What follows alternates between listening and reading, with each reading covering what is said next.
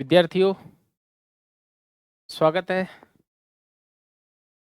Paravet के digital platform पर।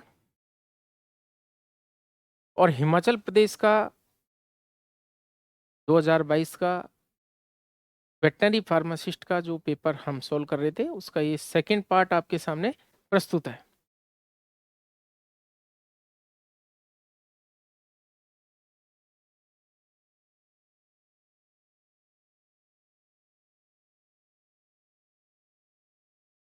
यानी 50 क्वेश्चन हमने सॉल्व कर लिए थे। नेक्स्ट है 51। स्तन शोथ यानी मेस्टाइटिस किस बैक्टीरिया से होती है? मेस्टाइटिस काफ़ी इकोनॉमिक इम्पोर्टेंस की एक डिजीज है। काफ़ी पशुओं को, दुधारू पशुओं को इससे नुकसान होता है और अल्टीमेटली पशुपालकों को काफ़ी आर्थिक नुकसान का सामना करना पड़ता है। तो मेस्टाइटिस के बैक्टीरिया पूछना चाहता है, इटियोलॉजी पूछना चाहता है। तो ऑप्शन में स्ट्रेप्टोकोकस, स्टेफाइलोकोकस, इकोलाई और लास्ट ऑप्शन है ऑल ऑफ अबोव। तो आपको पता है स्ट्रेप्टोकोकस, स्ट्रेप्टो का मतलब होता है इस तरह से कोकस बैक्टीरिया, इस तरह गोलाकार जो बैक्टीरिया होता है उसको हम बोलते हैं कोकाई। कोकाई। और इस तरह से जब ये गोलाकार जीवाणु एक श्रृंखला बना लेते हैं, सीरीज बना लेते हैं, तो उसको बोलते हैं हम स्ट्रेप्टोकोकस। स्ट्रेप्टोकोकस।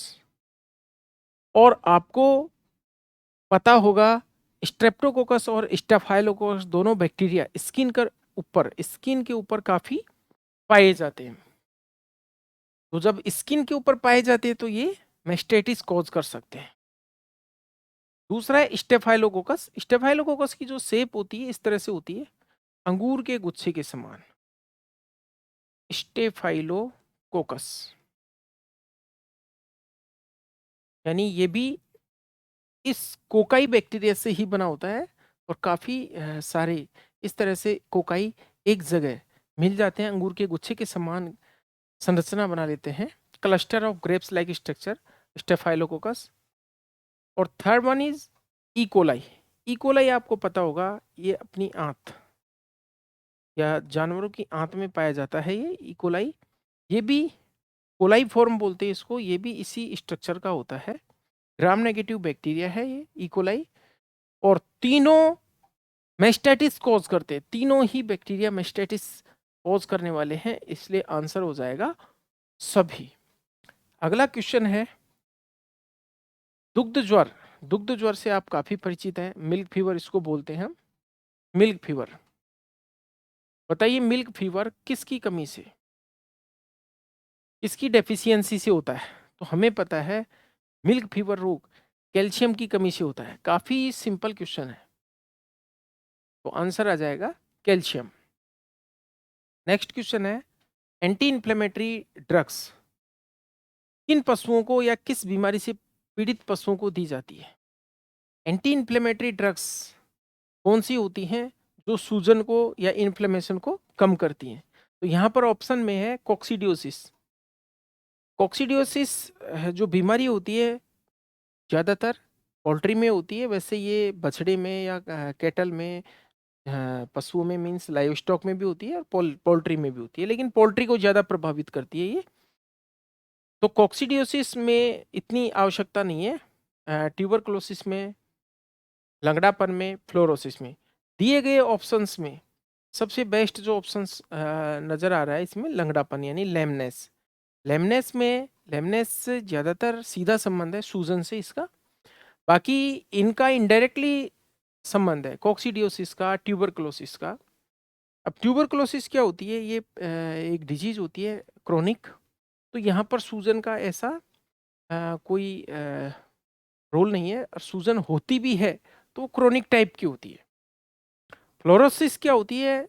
फ्लोरोसिस का मतलब है फ्लोरीन की अधिकता, और फ्लोरीन की अधिकता के कारण दांतों और हड्डियों में विकृति आना फ्लोरोसिस कहलाता है।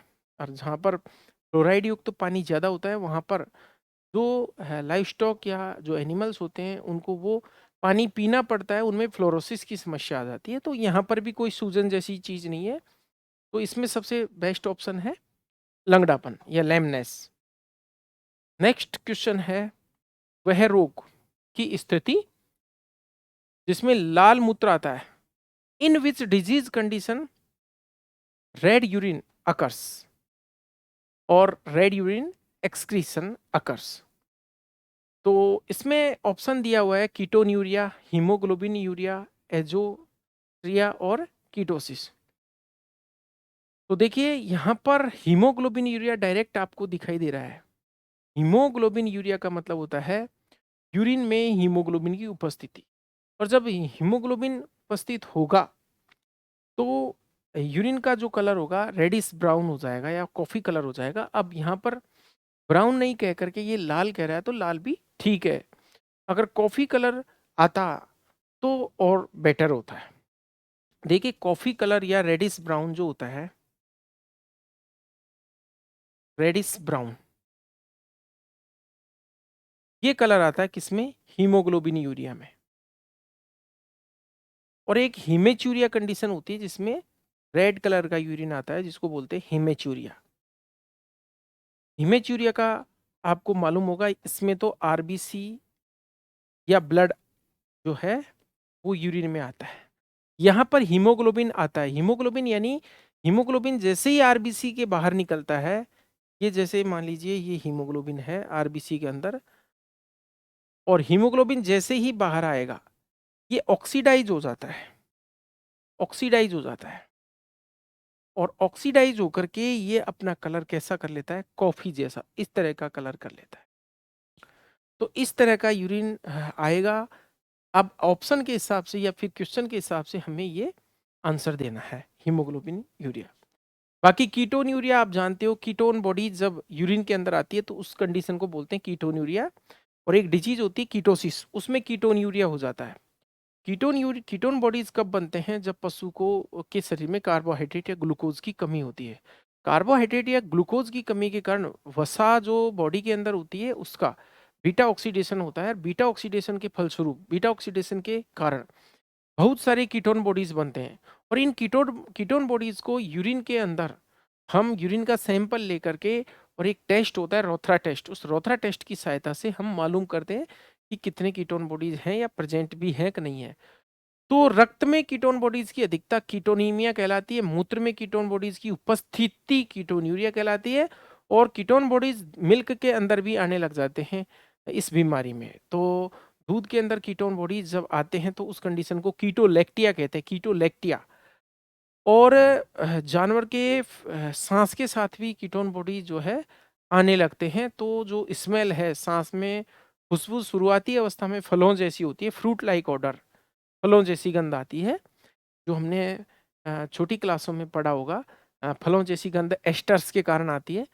और अगर थोड़ा डिले कंडीशन हो जाती है तो एसिटिक एसिड या सिरके जैसी खट्टी गंध आती है, तो हम पहचान लेते हैं कि पशु को कीटोसिस हो चुका है। कीटोसिस प्रोडक्शन का प्रेशर पड़ने से होता है जब पशु को कार्बोहाइड्रेट की कमी हो भोज्य पदार्थों में या कंसंट्रेट के अंदर, और पशु को काफ़ी मात्रा में प्रोटीन या फैट युक्त डाइट मिले। जो हाई इल्डर्स होते हैं, ज़्यादा दूध देने वाले पशु होते हैं, उन पशुओं को ही इस बीमारी का सामना करना पड़ता है। और इसमें एक इम्पोर्टेंट बात और है कि जो कीटोन बॉडीज होती हैं, वो कीटोन बॉडीज के कारण पशु को नर्वस सिम्टम्स और आने लग जाते हैं। यानी जब हम इसका ट्रीटमेंट करते हैं तो इसमें हम जो सोडियम प्रोपियोनेट होता है, प्रोपियोनिक एसिड है, वो ओरली देते हैं, या फिर डेक्सट्रोज हम आईवी चढ़ाते हैं। सोडियम प्रोपियोनेट आपको पता है, प्रोपियोनिक एसिड जो होता है वो ग्लूकोज बनाता है। प्रोपियोनिक एसिड ग्लूकोज बनाता है, इसलिए सोडियम प्रोपियोनेट ओरली दिया जाता है। नेक्स्ट क्वेश्चन है, अब देखिए जैसे यहाँ पर एजोटीमिया होता है, ये एजो एजो वर्ड कहीं भी आएगा तो वो नाइट्रोजन के लिए आएगा, एजो। तो यानी एजोटेमिया हम किसे कहते हैं? एजोटेमिया का मतलब होता है ब्लड के अंदर नाइट्रोजनस जो वेस्ट प्रोडक्ट्स होते हैं वो बढ़ जाते हैं। रक्त के अंदर या ब्लड के अंदर जब यूरिया बढ़ जाता है तो उस कंडीशन को हम यूरीमिया बोलते हैं। और जबकि नाइट्रोजनस वेस्ट के अंदर हम जब यूरिक एसिड, यूरिया, अमोनिया सभी को इंक्लूड कर लेते हैं तो उस कंडीशन को हम एजोटेमिया बोलते हैं। बाकी तो कीटोसिस को आपको मैंने बता ही दिया। तो इस क्वेश्चन का आंसर आएगा हीमोग्लोबिन यूरिया। नेक्स्ट क्वेश्चन है, कमजोर, मुड़ी हुई और कोमल हड्डियां किसकी कमी से होती हैं? किसकी डेफिशिएंसी को प्रदर्शित करता है? Means weak weak bones and curved bones and soft bones, ये क्यों होती हैं? तो इसमें देखिए, पहला ऑप्शन विटामिन बी कॉम्प्लेक्स, कोई लेना देना नहीं है। विटामिन ए का कोई लेना देना नहीं है। विटामिन डी पूरा पूरा लेना देना है। और यहाँ पर ये भी नहीं है, विटामिन ई भी। तो देखिए आंसर हो जाएगा विटामिन डी। आपको पता होगा विटामिन डी कैल्शियम और फास्फोरस के मेटाबॉलिज्म के लिए आवश्यक है। कैल्शियम और फास्फोरस की उपापचय के लिए विटामिन डी आवश्यक है। और विटामिन डी की कमी से रिकेट्स हो जाता है। आपको पता है बच्चों में क्या हो जाता है? रिकेट्स। और वयस्क में हो जाता है, वयस्क में ऑस्टियोमलेशिया। जो एडल्ट होता है उस एडल्ट एनिमल कह दो या ह्यूमन में ऑस्टियोमलेशिया, ऑस्टियोमलेशिया। और अगर ओल्ड स्टेज है तो उसमें हो जाता है, वृद्ध पशु या ओल्ड स्टेज के अंदर हो जाता है ऑस्टियोपोरोसिस, ऑस्टियोपोरोसिस। तो ये जो बीमारियां बताई मैंने, ये आपको विटामिन डी की कमी की बताई। अब आप इनको कैल्शियम की कमी की बीमारियां भी कह सकते हैं, क्योंकि vitamin D is directly related to calcium and phosphorus metabolism. Next question, rabies किसके द्वारा फैलता है या रेबीज किसका रोग है? यहाँ पर जो ये सिस्टम्स दिए हुए हैं, जैसे रेस्पिरेटरी सिस्टम है, नर्वस सिस्टम है, डाइजेस्टिव सिस्टम है और ऑल है। तो इसमें क्या ऑप्शन हो जाए, क्या कौन सा आंसर हो जाएगा? आपको पता है रेबीज किसका रोग है? रेबीज है नर्वस सिस्टम का या तंत्रिका तंत्र का रोग। रेबीज जो है उसको हम अलर्क रोग भी कहते हैं। क्या बोलते हैं? अलर्क रोग। इसको हम हाइड्रोफोबिया भी बोलते हैं, हाइड्रोफोबिया। इसको हम जल भीति भी बोलते हैं, जल भीति, यानी पानी से डरना। भीति मतलब डरना, जल भीति। इसी को हम हिड़किया भी बोलते हैं, हिड़किया। तो ये बीमारी किससे होती है? एक वायरस है रेब्डो वायरस, उस रेब्डो वायरस से होती है। रेब्डो वायरस आपको पता है किस शेप का होता है? ये बुलेट शेप आकृति या बुलेट शेप वायरस होता है। रेब्डो वायरस किसी ऐसे जानवर के काटने से लार के द्वारा ये कहाँ पर पहुंचता है? तंत्रिका में प्रवेश करता है। और तंत्रिका किसकी? घाव से। मान लीजिए कोई कुत्ता है, कुत्ते के रेबीज नहीं हो रहा है, कोई लोमड़ी है या फिर सियार है या कोई जंगली जानवर है, जो कि चमगादड़ भी हो सकता है, तो इनके खुद के रेबीज नहीं हो रहा है, लेकिन इनकी लार के अंदर ये वायरस पाया जा सकता है। जब ये काटते हैं तो अपनी सलाइवा या लार से उस वायरस को उस घाव में छोड़ देते हैं। और ये वायरस जो होता है ये न्यूरोट्रॉपिक वायरस होता है, न्यूरोट्रॉपिक वायरस होता है। अब न्यूरोट्रॉपिक का मतलब तंत्रिका स्नेही वायरस है, तंत्रिका से स्नेह करता है। अब जैसे मान लीजिए यहाँ कोई घाव हुआ और यहाँ की तंत्रिका में ये प्रवेश कर जाता है और उस तंत्रिका के थ्रू ये तंत्रिका में होता हुआ धीरे धीरे प्रोग्रेस करता हुआ, अपनी संख्या बढ़ाता हुआ, तंत्रिका को नष्ट करता हुआ कहाँ होते हुए, ये जो स्पाइनल कॉर्ड है यानी मेरुरज्जु है, इसके द्वारा ब्रेन में पहुंच जाता है। ब्रेन में ये नॉन सुपरेटिव इन्फ्लेमेशन पैदा कर देता है। अब ब्रेन में ये गलन पैदा कर देता है या इन्फ्लेमेशन पैदा करता है, जिसके कारण जानवर का बिहेव चेंज हो जाता है। जो कुत्ता है, यदि कुत्ते के अंदर रेबीज हो रहा है, एक कुत्ते को किसी दूसरे कुत्ते ने काट लिया है और उसमें रेबीज हो रहा है, तो वो अपने मालिक को नहीं पहचान पाता है। कभी-कभी भैंस में भी रेबीज़ हो जाता है, गाय में, सभी जो वार्म ब्लडेड एनिमल्स हैं, जितने भी गर्म रुधिर वाले जानवर हैं, यानी गर्म रुधिर का मतलब होता है जिनका टेम्परेचर समान होता है, समतापी जंतु होते हैं, होमियोथर्मल एनिमल्स होते हैं, उन सब के अंदर रेबीज़ होता है। अगर ऑप्शन में आपसे प्रश्न पूछ लिया जाए कि रेबीज रोग किसमें होता है और किसमें नहीं होता, तो जिन जानवरों का तापमान समान होता है उनमें होम्योथर्मल होते हैं, उनके अंदर रेबीज होता है। तो यहाँ पर बात चल रही है कि ये ब्रेन के अंदर आकर के ये वायरस उसको पागल कर देता है, पशु को या मनुष्य को। और पागलपन की जो हरकत है, इसलिए इसके इसको मैड डॉग डिजीज या मैडनेस भी बोलते हैं, पागलपन, जिसमें पानी से डरेगा, कुछ ऐसे लक्षण हैं। दो प्रकार के लक्षण आते हैं, एक तो फ्यूरियस फॉर्म और एक डम फॉर्म। फ्यूरियस फॉर्म बहुत खतरनाक होती है, घातक होती है, जिसमें जो ज़्यादातर डॉग्स में देखने को मिलती है, जिसमें कुत्ता काफ़ी एग्रेसिव हो जाता है, उसकी सेक्सुअल डिज़ायर बढ़ जाती है, उसकी मुँह से लार निकलती रहती है और काफ़ी तनावग्रस्त होता है, इधर से उधर भागता है, नर्वस सिम्पटम्स आते हैं, टक्कर खाता है, गिरता है, सीधी रेखा में चलता है, फिर उठता है, चलता है और बाइटिंग करने की कोशिश करता है, काटने की कोशिश करता है, इसको बोलते हैं फ्यूरियस फॉर्म। और ज़्यादातर मनुष्य के अंदर जब रेबीज़ होता है या फिर जानवरों में होता है, उनमें डंब फॉर्म में रेबीज़ आता है। डंब फॉर्म का मतलब, हालाँकि समस्या आती है लेकिन इतना कुत्ते का इतना एग्रेसिव नहीं हो पाता जानवर, तो उसको बोलते हैं हम डंब फॉर्म। व्यवहार में बदलाव होएगा, पानी से डरेगा, ये सामान्य जो है लक्षण वो सभी में आएँगे। अब हम बात करते हैं रेबीज जो बीमारी होती है, इसकी डायग्नोसिस कैसे करते हैं, तो एक नेगरी बॉडीज जो होती हैं उनको पहचाना जाता है, ब्रेन को निकाल करके और लेबोरेटरी में भेजा जाता है।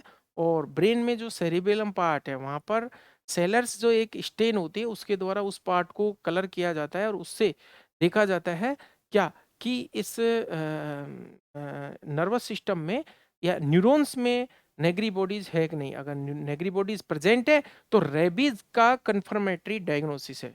आपको पता होगा रेबीज एक खतरनाक मींस घातक बीमारी है, खतरनाक से भी ज्यादा हो गया घातक, घातक मींस फेटल। रेबीज में बचने का चांस ही नहीं है, यानी यदि रेबीज हो गया तो मृत्यु 100% प्रतिशत होगी ही। तो ये रेबीज जो रोग है ये किसका है, नर्वस सिस्टम का रोग है, तंत्रिका तंत्र का रोग है। बाकी इसका वैक्सीनेशन काफी इंपॉर्टेंट है। एक तो क्वेश्चन ये भी इंपॉर्टेंट है कि भाई रेबीज की वायरस जो रेबीज की जो वैक्सीन है इसको किसने खोजा था, तो लुइस पाश्चर नाम के वैज्ञानिक ने रेबीज की वैक्सीन की खोज की थी, लुइस पाश्चर। ये भी इंपॉर्टेंट क्वेश्चन है, कई बार पूछा जाता है। और डॉग्स में जो वैक्सीनेशन किया जाता है वो 3 महीने पर किया जाता है, मीन्स जिसको हम प्रोफाइलेक्टिक बोलते हैं। और पोस्ट बाइट वैक्सीनेशन किया जाता है अन्य जानवरों में। पोस्ट बाइट मतलब काटने के बाद, और काटने के बाद आपको पता है वही वैक्सीन 1 ml की डोज में सभी जानवरों में लगती है, डोज का फर्क बिल्कुल भी नहीं आता। 0, 3, 7, 14, 28 इस तरह से जो वो वैक्सीन लगाई जाती है पोस्ट बाइट काटने के बाद। और डॉग्स में 3 मंथ पर first prophylactic vaccine 1 ml subcutaneous, और उसके बाद 4th मंथ पर 1 ml सबक्यूटेनियस, और फिर ईयरली इसको रिपीट किया जाता है। नेक्स्ट क्वेश्चन है पाइका रोग। पाइका है भाई, ये PICA। पाइका रोग किसकी कमी से होता है, आपको पता है पाइका फास्फोरस की डेफिशिएंसी से होता है। और फास्फोरस क्या है, एक प्रकार का खनिज है, तो यहाँ पर आंसर खनिज आ गया, मिनरल आ गया। सिंपल सा क्वेश्चन है। अब इससे हम कुछ और नॉलेज लें तो पाइका आपको पता है इसको डिप्रेव्ड एपेटाइट भी बोलते हैं, डिप्रेव्ड एपेटाइट भी बोलते हैं, और इसको एलेट्रोफेजिया भी बोलते हैं। और पाइका में पशु अखाद्य वस्तुओं को खाता है, जैसे कभी कभी गोबर खाता है जिसको कोप्रोफेजिया कहते हैं, कभी कभी हड्डी खाता है जिसको ऑस्टियोफेजिया बोलते हैं, कभी कभी मिट्टी खाता है जिसको हम जियोफेजिया बोलते हैं। इसी प्रकार से कभी कभी लकड़ी खाता है जिसको हम लिग्नोफेजिया बोलते हैं। तो इस तरह से काफी सारे फेजिया हैं, बालों को खाना पिलोफेजिया। नेक्स्ट क्वेश्चन है उत्तक या अंग का उसके कोटर, जैसे कोई ऑर्गन है, ये इसका साइट है, यहाँ से इसकी दीवार में से वो यदि मान लो निकल करके असामान्य रूप से कहीं बाहर आ जाए, जैसा कि क्वेश्चन कह रहा है, तो इसे क्या कहते हैं, हम इसे हर्निया कहते हैं, बिल्कुल हर्निया कहते हैं। बाकी देखिए यहाँ पर सिस्ट क्या होता है, कोई असामान्य जो गुहा होती है उसमें द्रव भर जाना, सिस्ट कहलाता है। हिमेटोमा हम जानते हैं असामान्य जो गुहा एबनॉर्मल कैविटी में ब्लड भर जाना।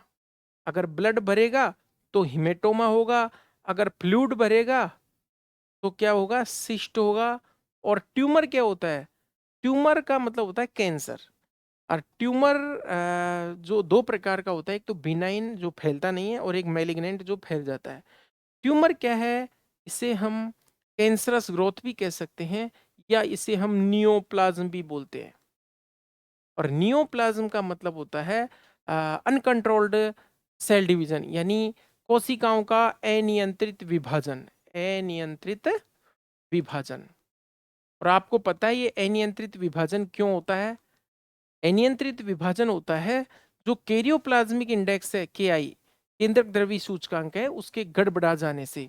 जब केंद्रक द्रव्य का आयतन मींस न्यूक्लियोप्लाज्म का आयतन बढ़ जाता है और कोशिका द्रव्य का आयतन जो है वो कम रह जाता है, तो इस कारण से सेल को क्या होना पड़ता है, डिवाइड होना पड़ता है, से विभाजित होना पड़ता है। और जब इस प्रकार की प्रोसेस बार बार चल जाती है, कंटिन्यू चल जाती है, तो काफी सारा गुच्छा सा बन जाता है कोशिकाओं का, जिसको हम गांठ या ट्यूमर कहते हैं, और उसे ही हम नियोप्लाज्म कहते हैं। तो यहाँ पर इस क्वेश्चन का आंसर क्या हो गया, हर्निया। नेक्स्ट क्वेश्चन है पशुओं को तारपीन का तेल टर्पेंटाइन ऑयल मुख से किस बीमारी में दिया जाता है या किस समस्या में दिया जाता है? In which condition turpentine oil is given orally. Orally किस में दिया जाता है? मेस्टाइटिस में, कोई मतलब नहीं है। इंडाइजेशन में हाँ कभी कभी दे देते हैं, लेकिन कोई खास डाइजेशन का काम नहीं करता है। ब्लॉट में, बिल्कुल ब्लॉट में, यानी गैसियस जो ब्लॉट होता है में हम दे सकते हैं, डायरिया में हम नहीं देते। तो आंसर हो जाएगा ब्लॉट, टर्पेंटाइन ऑयल या तारपीन का तेल। अगला है क्लिनिक में कौन सा रोगाणु रोधक उपयोग का किया जाता है? देखिए मतलब हॉस्पिटल में कौन सा काम में आता है, यहाँ पर पहला ऑप्शन है स्प्रिट, दूसरा है डिटॉल, तीसरा है ल्यूगोल्स आयोडीन, और ऑल। तो आंसर हो जाएगा ऑल, सभी को काम में लेते हैं भाई यहाँ पर। तो आपको पता है स्प्रिट क्या होता है? स्प्रिट एल्कोहल होता है, आइसोप्रोपाइल एल्कोहल। स्प्रिट में आइसोप्रोपाइल एल्कोहल होता है। कौन सा? Isopropyl alcohol. जो घाव होता है या फिर कोई है उसको क्लीनिंग करने के लिए, ऑपरेशन की साइट को क्लीनिंग करने के लिए हम आइसोप्रोपाइल एल्कोहल यूज करते हैं। और ये जो डिटॉल होता है इसको हम काफ़ी यूज़ करते हैं वुंड्स पर भी, और कहीं ऐसे एंटीसेप्टिक के रूप में भी काफ़ी काम में लेते हैं। तो ये होता है क्लोरजाइलिनॉल डिटॉल। और अगला है ल्यूगोल्स आयोडीन। आपको पता है इसमें आयोडीन होता है, प्लस पोटेशियम आयोडाइड होता है, और प्लस वाटर होता है। ये वाटर बेस में बनाया जाने वाला आयोडीन का सॉल्यूशन है ल्यूगोल्स आयोडीन। तो ल्यूगोल्स आयोडीन को आयोडीन के स्रोत के रूप में भी दिया जा सकता है और कई बीमारियों में भी दिया जा सकता है। तो यहाँ पर जो यूज है इसका वो एंटीसेप्टिक के रूप में है। तो ये तीनों एंटीसेप्टिक है। नेक्स्ट क्वेश्चन है स्लिंग किस केस में उपयोग में लिया जाता है? तो स्लिंग आपको पता है फ्रैक्चर में लिया जाता है। तो जैसे मान लीजिए कई बार हाथ टूट जाता है, तो वो जो लटका देते हैं उसको स्लिंग बोलते हैं, स्लिंग। घाव किसके कारण हो सकता है? तो वुंड किसके कारण? बिल्कुल सिंपल सी बात है, चोट से भी घाव हो जाता है, बंदूक की गोली से भी घाव हो जाता है, काटने से भी घाव हो जाता है। तो आंसर आ गया ऑल ऑफ अबो। तो ये सिंपल सा क्वेश्चन है, 5वीं क्लास का, समझ लो कि घाव किससे होता है। अरे चोट लगेगी तो घाव होएगा ही होएगा। नेक्स्ट है बोन की पिनिंग किसके प्रबंधन के लिए की जाती है? यानी बोन पिनिंग का मतलब है, जैसे मान लीजिए ये कोई बोन है, ये कोई हड्डी है, इस हड्डी में कहीं फ्रैक्चर हो गया, हम देखिए फ्रैक्चर भी कर देते हैं, ये लो फ्रैक्चर हो गया। अब ये जो फ्रैक्चर हुआ है इस हड्डी में, तो इसको कैसे जोड़ोगे? इसको बोन पिनिंग से ही जोड़ा जाता है। बोन पिनिंग का मतलब इसमें यहाँ से एक स्टील की काफी उच्च गुणवत्ता की एक पिन लगाई जाती है, इस तरह से रॉड डालना भी कहते हैं इसको। तो इसमें किया जाता है, जो लॉन्ग बोन्स है, जैसे ये लॉन्ग बोन है, इसका फ्रैक्चर हुआ है, तो उसको करेक्शन के लिए या उसे ठीक करने के लिए उसके उपचार के लिए हम ये पिनिंग करते हैं, बोन पिनिंग। नेक्स्ट क्वेश्चन है, ट्रॉमा या किसी रोग के कारण रक्त वाहिनियों के बाहर रक्त का स्थानीय संचयन बोल दो, सीमित संचयन बोल दो, चलो स्थानीय बोल सकते हैं यहाँ। यानी क्वेश्चन का मतलब हो गया जैसे शरीर पर कहीं भी चोट लग गई, अब चोट लगने के कारण वहां की ब्लड वेसल रप्चर होगी और वहां पर स्किन के नीचे या असामान्य गुहा में काफी सारा खून इकट्ठा हो जाएगा, तो उसको क्या बोलते हैं, उसको हिमेटोमा बोलते हैं। जस्ट हमने पढ़ा था थोड़ी देर पहले, हिमेटोमा। एबनॉर्मल कैविटी में ब्लड भरना हिमेटोमा कहलाता है।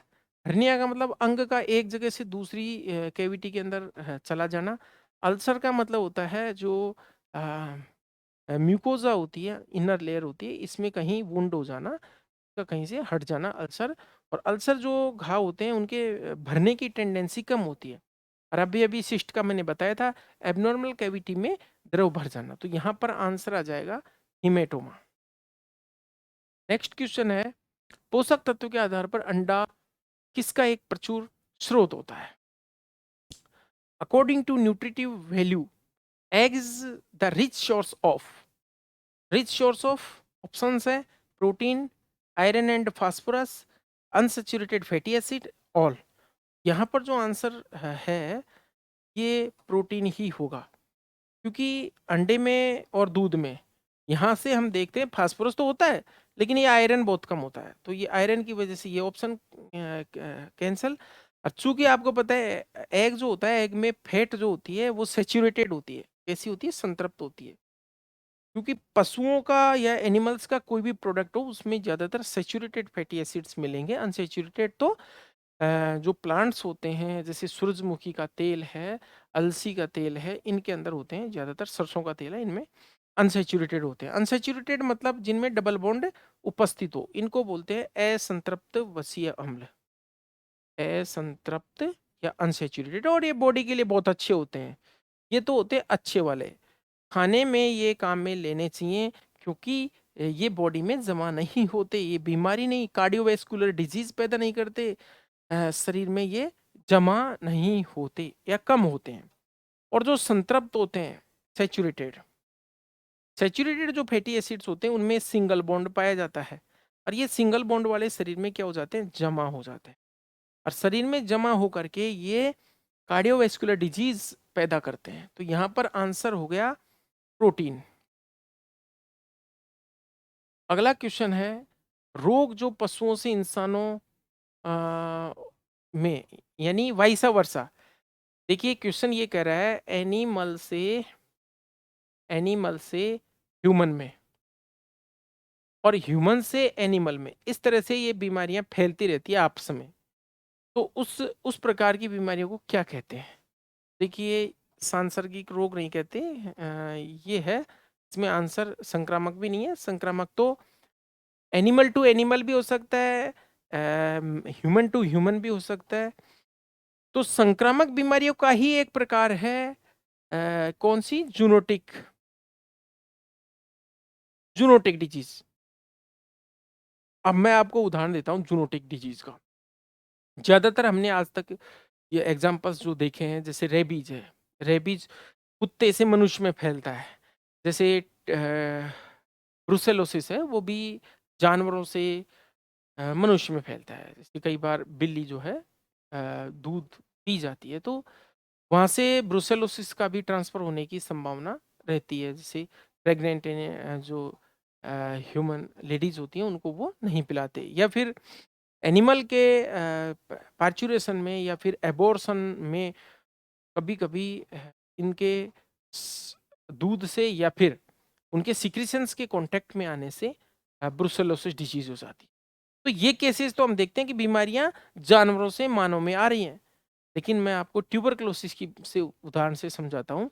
जो ट्यूबरक्लोसिस है वो गायों से या बोवाइन से मानव में आती है। उसका बैक्टीरिया होता है माइकोबैक्टीरियम बोविस, और मानव का जो ट्यूबरक्लोसिस का बैक्टीरिया होता है माइकोबैक्टीरियम ट्यूबरक्लोसिस। लेकिन उस बोविस से मानव में भी टीबी हो जाती है जब दूध को उबाल करके नहीं काम में लेते या मीट वगैरह से हो जाती है। अब जानवर में कैसे टीबी जाएगी? आपने देखा होगा जो पशुपालक होते हैं, कई ऐसे होते हैं जिनके शरीर में पहले से टीबी होती है। अगर वो किसी गाय के आसपास या गाय का की देखभाल कर रहे हैं, उनके टीबी है, तो जो उनके स्पूटम है या उनका जो एक्सक्रीटा, नेजल सीक्रेशन, रेस्पिरेशन, इसके कारण उस गाय के अंदर भी टीबी हो सकती है। Means mycobacterium tuberculosis bacteria can also cause TB in cattle. So answer is zoonotic disease, पशुजन्य रोग। कौन से? जो जानवर से मानव में और मानव से जानवर में फैल जाते हैं। Next question is piglet anaemia किससे होता है? पिगलेट एनीमिया, देखिए एनीमिया क्या होता है? लैक ऑफ ब्लड और deficiency of blood, lack of RBC, lack of haemoglobin, all these conditions called anemia. Anemia means low blood. अब क्वेश्चन ये है कि किसकी कमी से हो रहा है? तो देखिए वास्तव में जो हीमोग्लोबिन है, आपको पता है हीमोग्लोबिन जो बनता है किससे बनता है? आयरन से। कैसे बनता है आयरन से?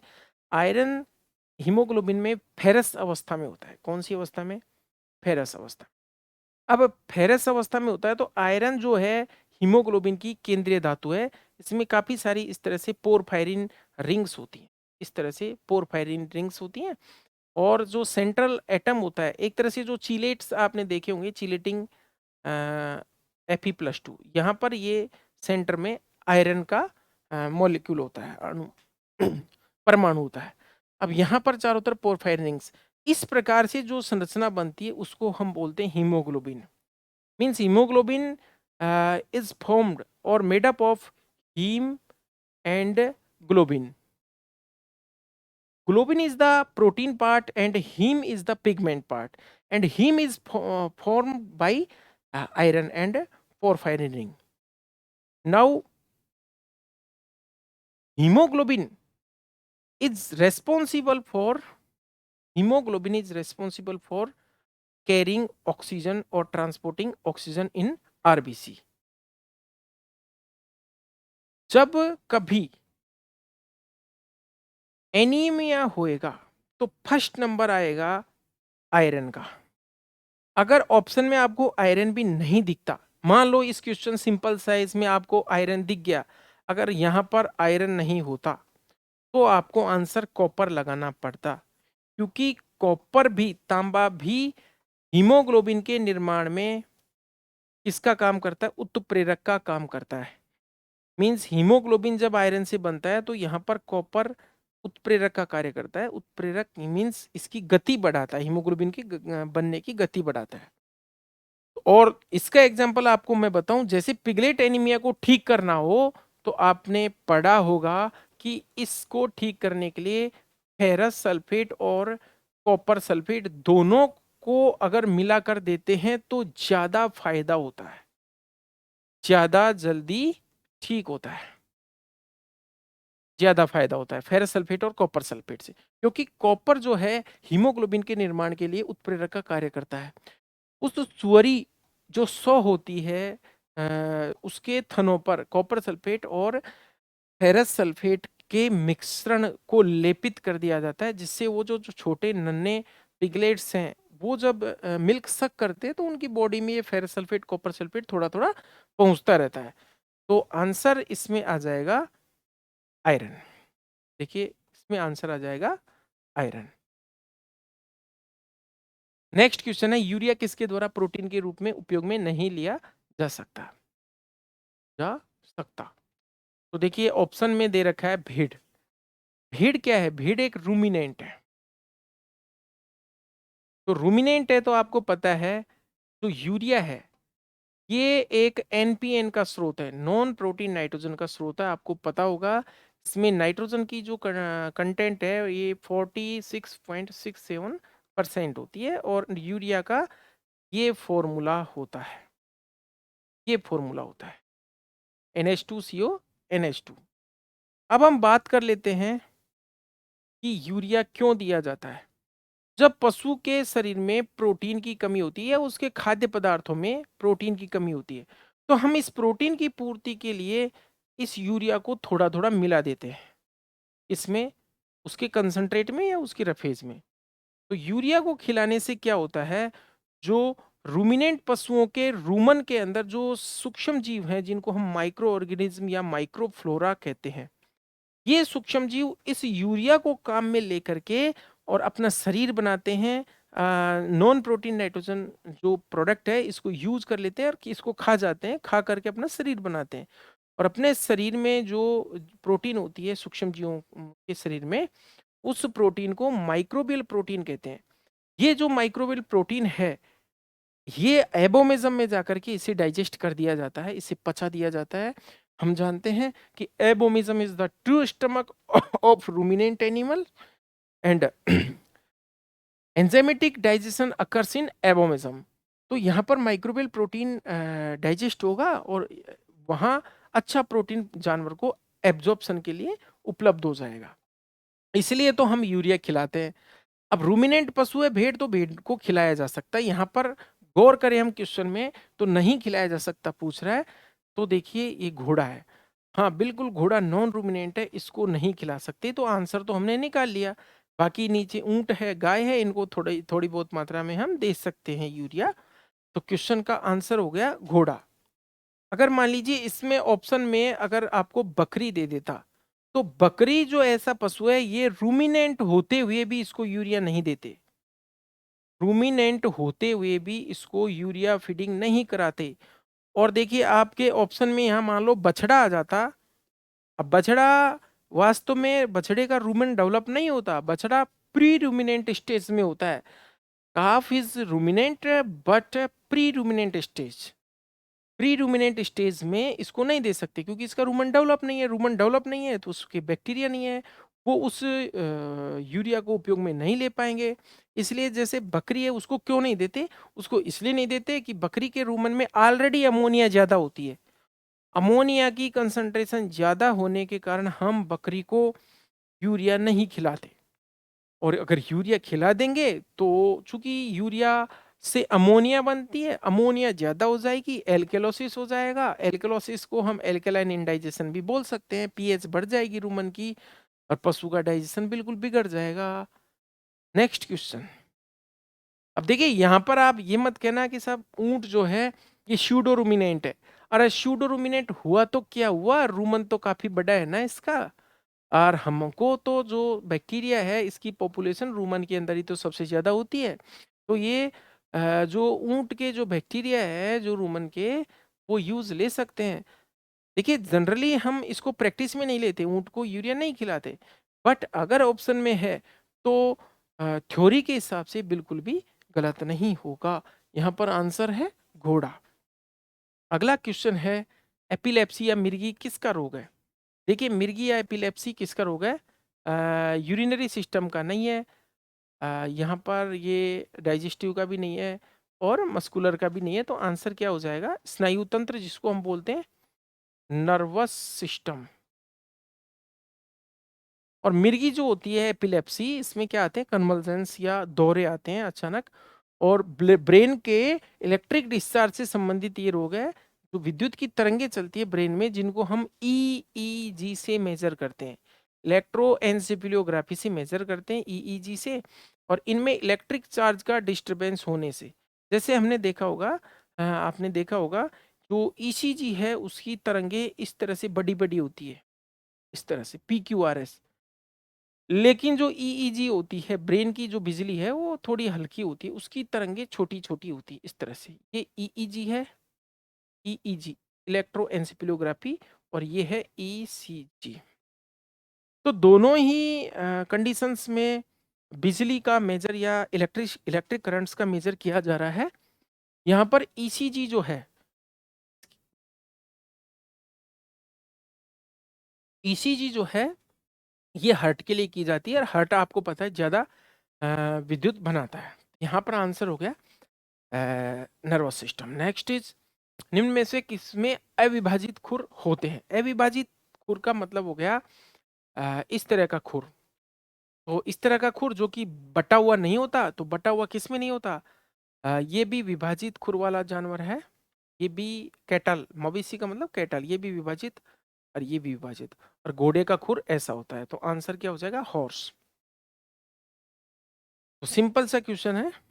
नेक्स्ट है, के द्वारा अधिकतम सीमन की मात्रा इजैकुलेट की जाती है? Which of the animal, question का मतलब इंग्लिश में ट्रांसलेट करके बता रहा हूँ। Which of the animal among these animals who produces more volume और मैक्सिमम वॉल्यूम ऑफ सीमन? तो यहाँ पर कैटल है, मेंढा यानी रैम है। कैटल का मतलब यहाँ पर बुल हो गया, क्योंकि मेल एनिमल की बात हो रही है। मेंढा का मतलब ये हो गया रैम, और यहाँ पर सुअर का मतलब बोर, बोर मतलब नर सुअर, और यहाँ पर कुकुट का मतलब यहाँ पर हो गया कॉक यानी मुर्गा। तो देखो सीमन तो सबसे ज्यादा यहाँ पर बोर का ही आता है। सुअर जो है लगभग 250 ml सीमन निकालता है एक इजेकुलेशन में, इतना सारा। आगे हम बात करते हैं मेंढे की, तो मेंढा लगभग 1 ml निकालता है, और कैटल जो होता है यानी सांड बुल, वो 5 से लेकर के और 12 ml तक निकालता है। अब यहाँ पर कंसंट्रेशन की हम बात कर लेते हैं साथ ही साथ एडिशनल चीज। तो जो रैम होता है उसमें उसके सीमन में 3000 मिलियन प्रति मिलीलीटर ये कंसंट्रेशन होती है। सुअर की थोड़ी कम होती है, इसकी लगभग 200 से 300 मिलियन पर ml होती है। और अगर इसकी बात करें मुर्गे की, तो मुर्गे में देखो बहुत ज्यादा है। अगर प्रति मिलीलीटर हम कंसंट्रेशन देखें इसकी स्पर्म्स की, शुक्राणुओं की, तो 20,000 मिलियन प्रति मिलीलीटर। बट कॉक में एक इजेकुलेशन में मात्र इतना सा ही सीमन निकलता है, यानी 0.2 ml ही निकलता है। 1 ml का भी 5वां भाग सीमन निकलता है किसमें? मुर्गे में। तो सबसे ज्यादा जो सीमन हो गया वो किसमें हो गया? सुअर, बोर में। नेक्स्ट है leishmaniasis. Disease is transmitted by leishmaniasis. आपको पता है लीशमानियासिस क्या है? लीशमानियासिस एक लीशमानिया प्रोटोजोआ जो होता है, लीशमानिया। डोनोविनाई भी होता है, लीशमानिया ट्रोपिका भी होता है। तो ये जो प्रोटोजोआ होता है, एक मक्खी होती है, रेत की मक्खी, जिसको सैंड फ्लाई बोलते हैं। इस सैंड फ्लाई का जूलॉजिकल जो नेम होता है वो होता है फ्लेबोटोमस। फ्लेबोटोमस। इस सैंड फ्लाई के काटने से ये प्रोटोजोआ ट्रांसमिट हो जाता है। और मेनली ये जो बीमारी है, ये डॉग्स की बीमारी है, कुत्तों की बीमारी है, या फिर मानव की बीमारी। देखिए एकमात्र ऐसी बीमारी है, प्रोटोजोआ जनित ऐसा रोग है जो कि जूनोटिक होता है।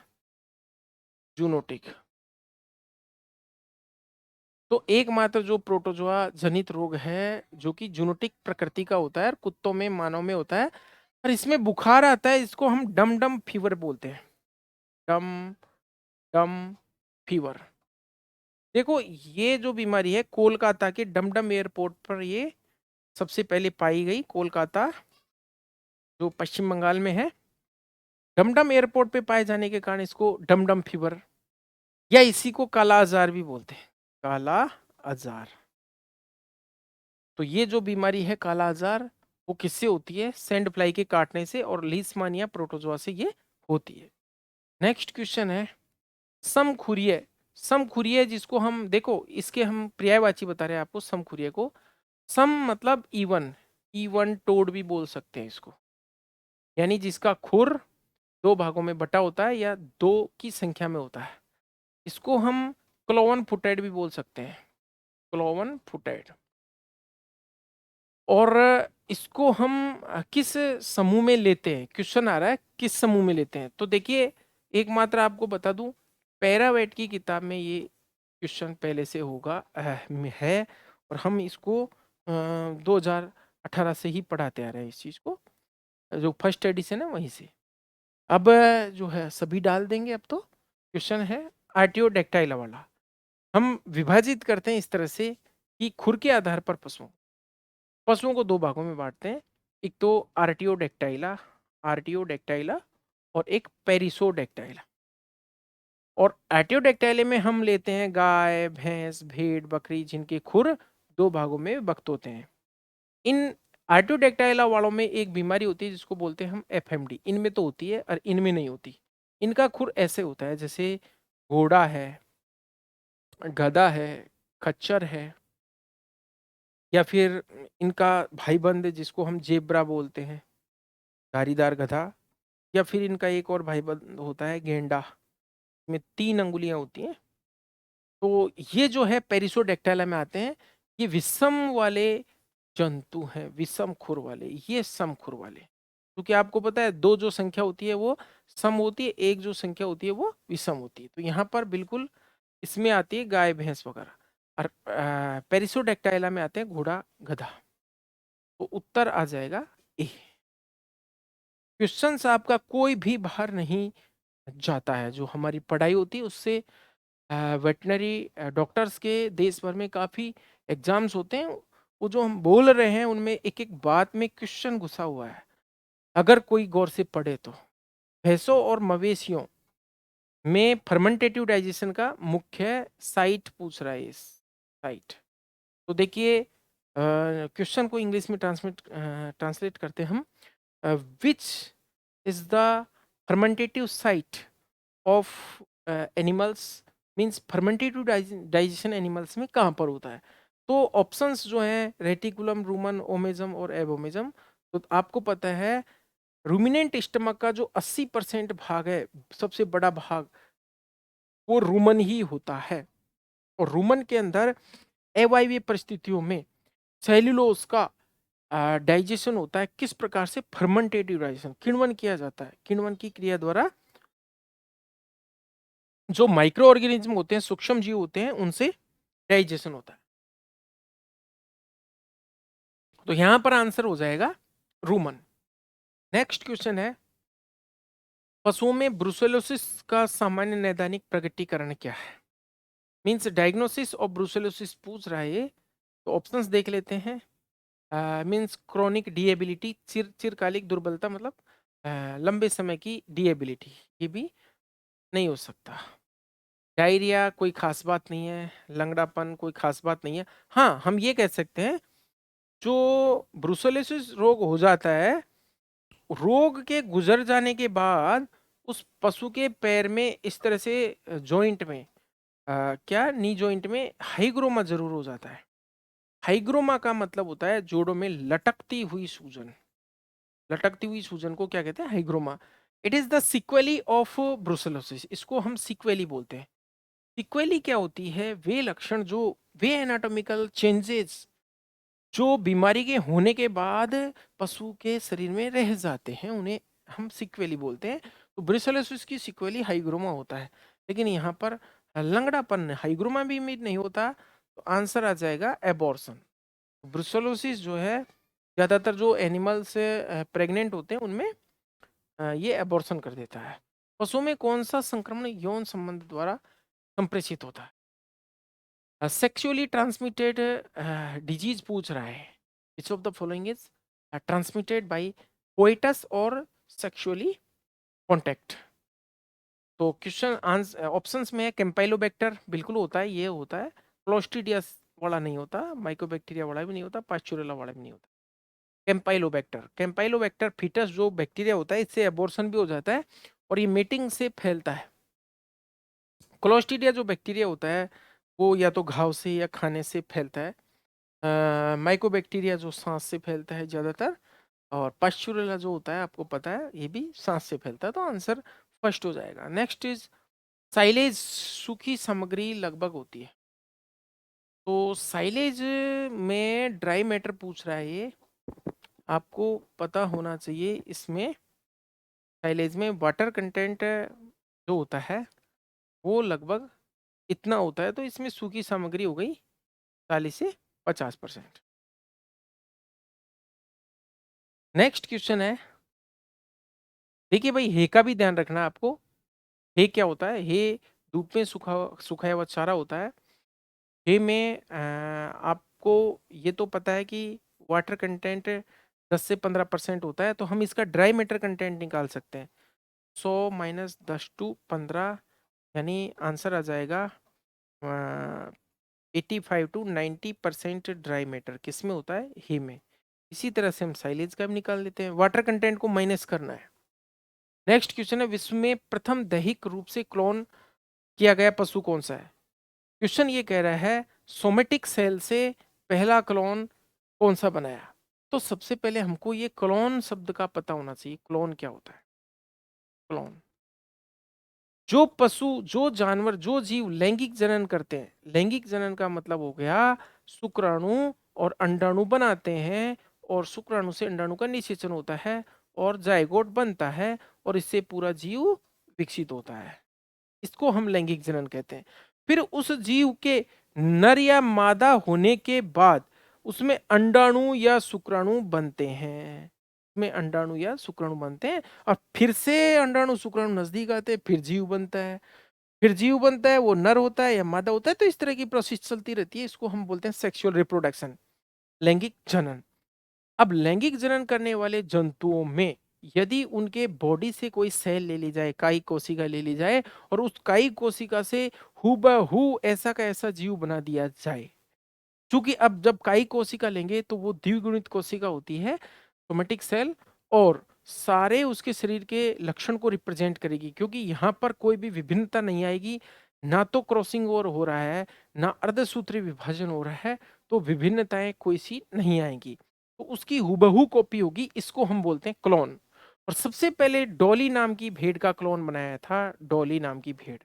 डॉली भेड़ का क्लोन बनाते समय आपको पता है डॉली की स्तन ग्रंथि की कोशिकाएं काम में ली थी। इसका क्लोन बनाया था इयान विल्मुट नामक वैज्ञानिक ने, और इयान विल्मुट ने एक क्लोन बनाया था 1996 में। तो इस तरह की चीजें आपको ध्यान रखनी पड़ेगी। जैसे भारत में गरिमा भैंस का भी क्लोन बनाया जा चुका है। अगला क्वेश्चन है,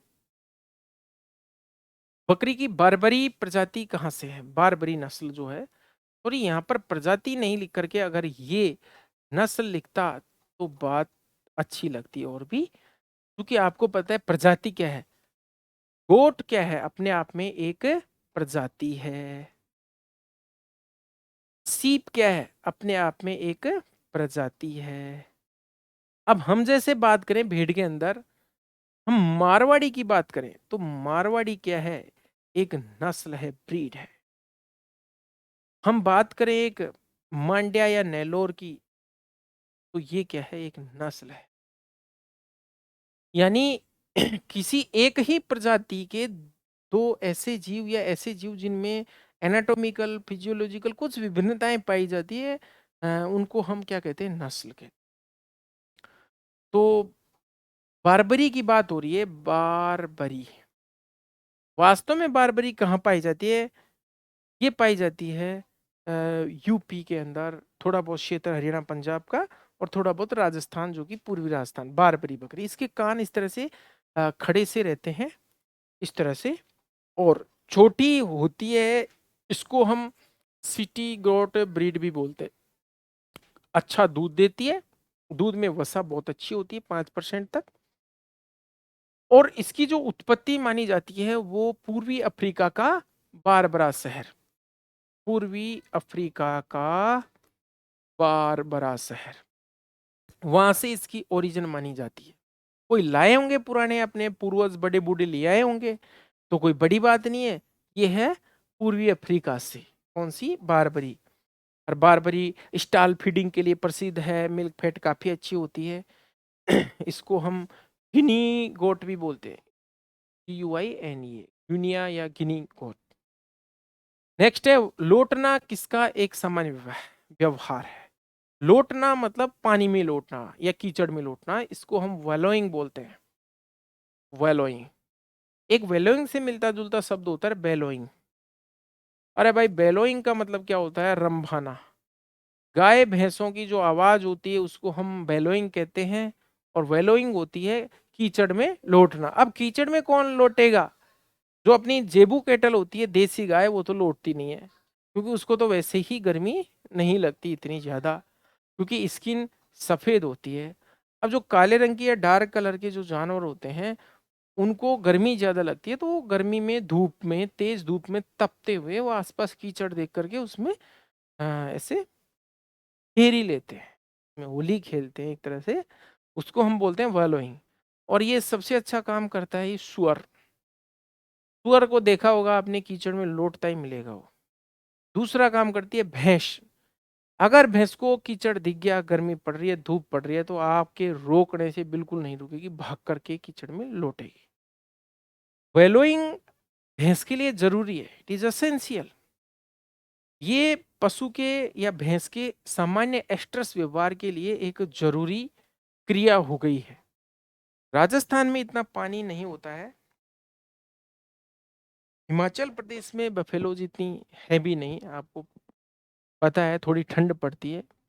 हरियाणा पंजाब की हम बात करें तो वहां पर बड़ी अच्छी व्यवस्था होती है भैंसों को लौटने के लिए, पानी का कीचड़ अच्छा मिल जाता है। तो इससे क्या है, भैंस प्रॉपर रूप से टाइम टू टाइम एस्ट्रस में आती है।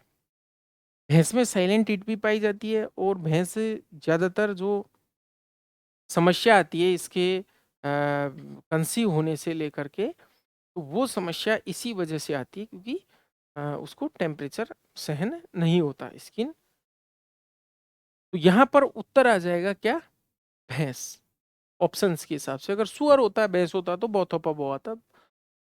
अब यहाँ पर मैं बताना चाहता हूँ वेलोइंग से क्या फायदा मिलता है पशु को। पशु के स्किन के ऊपर कीचड़ की मोटी परत जो जम जाती है, जब वो धूप से सूखती है तो उसमें बहुत सारे बाह्य परजीवी जो जू हैं, चींचड़ियां हैं, ये सब उसके अंदर सीमेंट की तरफ फिक्स हो जाते हैं। मिट्टी जब सूखती है तो उसके अंदर, और वो सब हट जाते हैं। तो ये जरूरी होता है इसके लिए। अगला क्वेश्चन है, भैंसों में अंडाशय का आकार होता है। तो देखिए, आपसे ओवरी का साइज वो शेप पूछे तो ज्यादातर में आपको आलमंड बताना है, बादाम। बादाम जैसा ही होता है, लेकिन कभी कभी ऑप्शन में अंडाकार भी दे देता है, लेकिन ओवल शेप जो है, आप से बेटर आपको ऑप्शन में अगर ये मिल जाए तो यही करना है। नेक्स्ट क्वेश्चन है, वीर्य परिरक्षण यानी सीमन प्रिजर्वेशन के लिए सबसे अच्छा पीएच है। तो इनमें से जो सबसे अच्छा पीएच है ये है 6.8। ये आपको ध्यान में ही रखना है। नेक्स्ट है, भीड़ क्या है। क्वेश्चन पूछ रहा है कि सीप क्या है। अब ऑप्शंस डिसाइड करेंगे, पॉलीएस्ट्रस है या फिर मोनोएस्ट्रस है, बाईएस्ट्रस, इनमें से कोई नहीं। देखिए, वास्तव में अगर आता तो ये सीजनल पॉलीएस्ट्रस, सॉरी पॉलीएस्ट्रस है। कौन सा आ गया ऑप्शंस के हिसाब से, पॉलीएस्ट्रस। मोनोएस्ट्रस में तो बीच आती है, जैसे जंगली जानवर आते हैं। मोनोएस्ट्रस वे जंतु होते हैं जो साल में एक ही बार में एक बार ही हीट में आते हैं। पॉलीएस्ट्रस जो कई बार आ जाते हैं उनको क्या बोलते हैं हम, पॉलीएस्ट्रस। रफेज में मॉइस्चर पूछिए, वाटर कंटेंट पूछा है रफेज के अंदर। रफेज क्या होता है, चारा, मोटा चारा, या फिर जिसको हम चारा, सूखा चारा भी बोल सकते हैं। तो ऑप्शंस के हिसाब से ये सबसे बेटर है, बेहतरीन है, 10 से 15%। नेक्स्ट क्वेश्चन है, निम्न में से कौन सी दुधारू मवेशियों की एक भारतीय नस्ल है। Which of the following is Indian cattle breed. Indian mills cattle, दुधारू की बात हो रही है तो मिल्च है, और भारतीय मतलब इंडियन। और तो यहाँ पर ऑप्शंस के हिसाब से सबसे बेस्ट है, दुधारू में तो गिर ही है। देखिए, 4 दुधारू नस्लें अगर हम देश के हिसाब से पढ़े तो गिर, साहिवाल, साहिवाल, रेड सिंधी और थार पारकर। थार पारकर। अगर हम कैटल का वर्गी क्लासिफिकेशन अपने देश के हिसाब से, कंट्री के हिसाब से पढ़े तो ये 4 नस्लें बहुत अच्छी दुधारू है। जिसमें से भी सबसे अच्छी जो दुधारू है वो साहिवाल या लोला ब्रीड है। और अगर हम ये प्रश्न पूछ लिया जाए कि सबसे भारी दुधारू नस्ल कौन सी है, हेवीएस्ट, तो ये है। तो यहाँ पर ऑप्शन आ जाएगा, आंसर आ जाएगा गिर। बाकी तो इनके बारे में तो आप जानते होंगे, इतना समय भी नहीं है कि हर के बारे में आप। बकरी की कौन सी नस्ल मूल रूप से हिमाचल प्रदेश की है। हिमाचल प्रदेश जिसकी राजधानी शिमला है और जिसका ये पेपर चल रहा है। तो देखिए, बीटल तो आपको पता है पंजाब और हरियाणा की है, और मारवाड़ी जो है राजस्थान की है। चेंगू चांगथांगी ये जरूर है, ये उधर पहाड़ी क्षेत्र की है। वास्तव में चेंगू चांगथांगी जो है कश्मीर की है वैसे तो, लेकिन चूंकि पहाड़ी क्षेत्र है तो कश्मीर और हिमाचल ज़्यादा दूर भी नहीं है।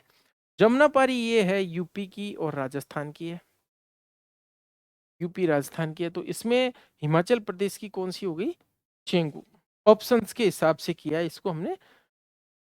बछड़े के विसंगीकरण की सबसे सही उम्र दिवसों में, दिनों में पूछ रहा है। विसंगीकरण का मतलब डी बडिंग बोल दो या डिस बडिंग बोल दो। डी बडिंग, डी बडिंग, काफ की डी बडिंग कब की जाती है, कितने दिन की एज में की जाती है? तो ऑप्शन में दिया हुआ है उनमें सबसे बेस्ट है 15 डेज, 15 दिन में कर देते हैं। मवेशियों में हाथ से दूध निकालने की सही विधि है, सबसे बेस्ट जो मेथड होती है उसको बोलते हैं हम फुल हैंड मिल्किंग। इस तरह से थन को पकड़ेंगे और पूरे हाथ से इस तरह से प्रेस करेंगे, उसको बोलते हैं हम फुल हैंड मिल्किंग। तो इसमें आंसर आ जाएगा पूरे हाथ से दूध निकालना। बहुत सिंपल पेपर, सिंपल क्वेश्चन है। 15 दिन के बछड़े को दूध पिलाने की आवश्यकता शारीरिक वजन का।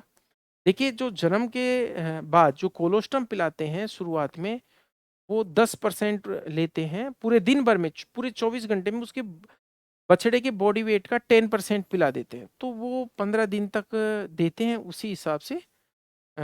तो आंसर आ जाएगा 10%, 10% देते हैं। नेक्स्ट क्वेश्चन, उत्पादन रिकॉर्ड का एक उदाहरण है। प्रोडक्शन रिकॉर्ड इसमें से कौन सा हो गया? औसत आर्द्रता नहीं, ह्यूमिडिटी का प्रोडक्शन नहीं, डेथ का भी प्रोडक्शन नहीं है। ये कंजप्शन रेट या गर्भधारण दर, ये सही है, प्रोडक्शन में आता है। क्योंकि आपको पता है पशु का कंसीव होगा पशु तो दूध भी देगा आगे जा करके, तो प्रोडक्शन की कैटेगरी में आता है। जानवर भी ब्याएगा तो उसकी संख्या भी बढ़ेगी। अगला है ब्याने और सफल गर्भधारण के बीच का समय क्या कहलाता है?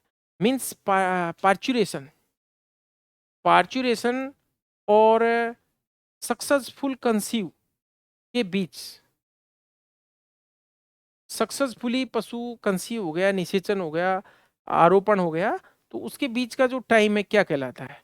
देखिए ड्राई पीरियड नहीं कहलाता है, शुष्क समय नहीं कहलाता है। आपको पता है शुष्क समय क्या होता है? जब पशु दूध देना बंद कर देता है और वहां से लेकर के जब वो ब्याता है उस टाइम को बोलते हैं शुष्क समय। और भैंस में लगभग 3 महीने का टाइम होता है ये, और गाय में होता है ये 2 महीने का। तो ये तो आंसर है ही नहीं। इंटर काविंग पीरियड, अंतरा ब्याना समय, ये भी नहीं है। इंटर काविंग जो पीरियड होता है दो क्रमागत ब्यातों के बीच का समय होता है। टू सक्सेसिव पार्चुरेशन के बीच का समय होता है कौन सा? Inter calving period. तो ये भी नहीं है। अरे ये स्टेबल फ्लाई, तो ये तो बिल्कुल ही नहीं है। ये आ गया गर्भ स्थापन समय, और इसको इंग्लिश में बोलते हैं सर्विस पीरियड। सर्विस पीरियड, तो आंसर क्या आ गया? Service period. नेक्स्ट है गाय के दूध में औसत फैट कितनी होती है? तो ऑप्शंस के हिसाब से देखो, ये तो बहुत ज्यादा, ये भी बहुत ज्यादा, ये भी बहुत ज्यादा। तो छोटा सा बच्चा भी इस पेपर को सोल्व कर दे। अगला क्वेश्चन है मवेशियों में आरोपण या माउंटिंग का व्यवहार। देखिए आरोहण है ये, आरोपण नहीं है। आरोहण का मतलब चढ़ना।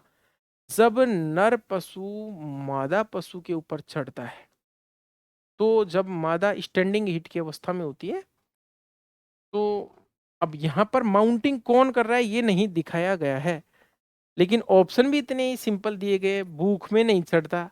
भूख में पशु दूसरे के ऊपर क्यों चढ़ेगा? प्यास में भी क्यों चढ़ेगा? दर्द में भी क्यों चढ़ेगा? हीट में चढ़ेगा। अब देखिए यहाँ पर ये चढ़ने का व्यवहार गाय भी दर्शाती है, सांड भी दर्शा सकता है, या फिर एक गाय होती है जो बहुत ज्यादा दर्शाती है, बुलर काऊ। बुलर क्या होती है, बुलर काऊ क्या होती है? जो बुल की तरह व्यवहार करती है। यानी ऐसी गाय जो निम्फोमेनिया वाली होती है। निम्फोमेनिया क्यों होता है? निम्फोमेनिया होता है फॉलिकुलर सिस्ट की वजह से, जिसमें एस्ट्रोजन बहुत ज्यादा प्रोडक्शन होता है, पशु लगातार हीट में रहता है। तो ऐसी गाय को निम्फोमेनिक या बुलर काऊ कहते हैं। ये बार बार अन्य गायों के ऊपर चढ़ती है, माउंटिंग करती है। तो ये भी माउंटिंग करता है। सांड माउंटिंग करता है। सांड पहले क्या करेगा? पहले अपने मजल से वल्वा को सूंघेगा या यूरिन को सूंघेगा, और फिरोमोन्स को डिटेक्ट करेगा कि जो गाय है के आसपास वो हीट में है कि नहीं। रहमान रिएक्शन दर्शाएगा। अपने ऊपरी जो मजल होता है उसको सिकोड़ता है, सिकोड़ करके आकाश की तरफ या ऊंचा मुंह करता है।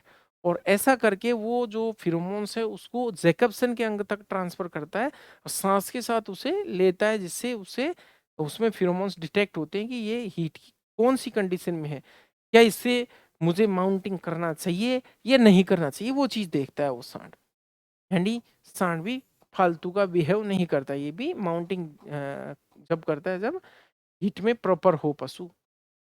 और गाय माउंटिंग कब करती है? गाय प्रोएस्ट्रस में, प्रोएस्ट्रस की कंडीशन में गाय माउंटिंग करती है और एस्ट्रस की कंडीशन में ये स्वीकार करती है। गौर से सुनिए, गाय हीट की प्रोएस्ट्रस जो अवस्था होती है या एस्ट्रस साइकिल की प्रोएस्ट्रस स्टेज जो होती है उसमें माउंटिंग खुद करती है और एस्ट्रस में माउंटिंग को स्वीकार करती है। तो आंसर यहाँ पर ये हो गया कमोन्माद। नेक्स्ट क्वेश्चन है, मवेशियों में जनननाशन किसके द्वारा किया जाता है? तो जनननाशन का मतलब होता है कैस्ट्रेशन।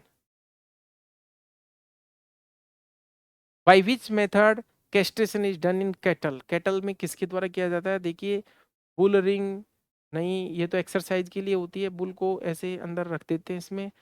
बर्डिजो कैस्ट्रेटर, बिल्कुल ये सही है, बर्डिजो कैस्ट्रेटर। बुल लीडर नहीं, बुल को कंट्रोल करने में काम आता है। डेंटल पैड भी नहीं है, तो ये तो नहीं है, ये आंसर हो गया।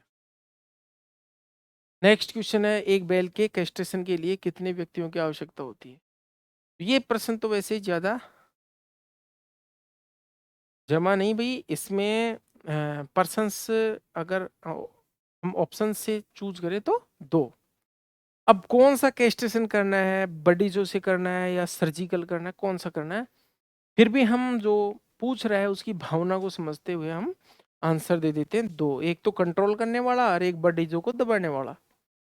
अगला, मवेशी में अस्थायी दांतों का रंग कैसा होता है? अस्थायी दांतों का रंग, अस्थायी मतलब कौन से?